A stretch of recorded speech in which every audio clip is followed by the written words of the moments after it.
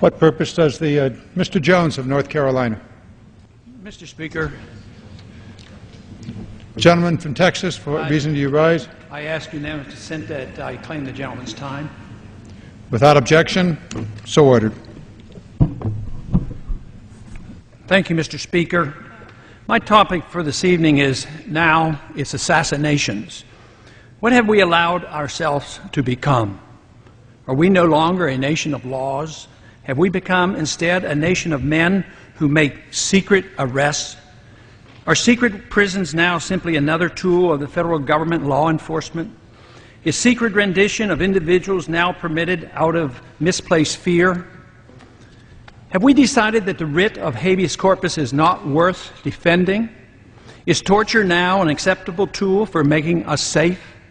Unfortunately, the single answer to all of these questions from the leaders of our country and to many of our citizens appears to be yes. And now we are told that assassination of foreigners as well as American citizens is legitimate and necessary to provide security for our people. It is my firm opinion that nothing could be further from the truth. Secret arrests, secret renditions, torture, and assassinations are illegal under both domestic and international law. These activities should be anathema to the citizens of a constitutional republic. The real threat doesn't arise from our failure to torture, rather desensitizing our nation to the willful neglect and sacrifice of our civil liberties fought and died for over the centuries is the threat. The concept of habeas corpus existed even before King John of England was forced in 1215 by his rebellious barons to sign the Magna Carta. This basic principle and expression of individual liberty, which has survived 800 years, greatly influenced the writing of our Constitution and our common law heritage. Today, we hardly hear a whimper, either from the American people or a stone-silent U.S. government as our cherished liberties are eradicated. Instead, we have a government that deliberately orchestrates needless fear and makes people insecure enough to ignore the reality of their lost liberties. The latest outrage is the current administration's acknowledgement that we now have a policy that permits assassination not only of foreign suspects, but of American citizens as well. Of course, the CIA has used secret assassinations in a limited fashion for decades, despite international, domestic, and moral law.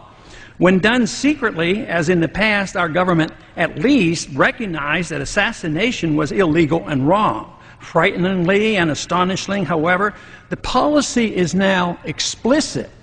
National Intelligence Director Dennis Blair, in open testimony before the House Intelligence Committee on February 3rd of this year, acknowledged that American citizens can indeed be assassinated at our government's discretion. The U.S. government attempted to assassinate Anwar al-Awlaki in Yemen without even charging him with a crime. We're told this evidence is secret, that he does not deserve any constitutional rights, and that some unknown individual in the administration has the authority to declare him a threat, and therefore a legitimate target for assassination. Yes, I know he is probably a very bad person.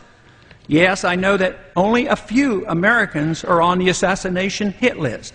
Yes, I know that artificially generated fear makes a large number of Americans inclined to applaud this effort, which supposedly will make us safe. But if this becomes standard operating procedure and a permanent precedent is established, let me assure you that this abuse of the law will spread. It's time for Congress and the American people to wake up to the realities of the dangers we face. We must remember as members of Congress that we have taken an oath to protect and defend the Constitution from all enemies, foreign and domestic. It should not be that difficult to distinguish the difference between the danger posed by the underwear bomber and the danger posed by a government that endorses secret prisons, torture, and assassinating American citizens. And I yield back the balance of my time. The gentleman yields back.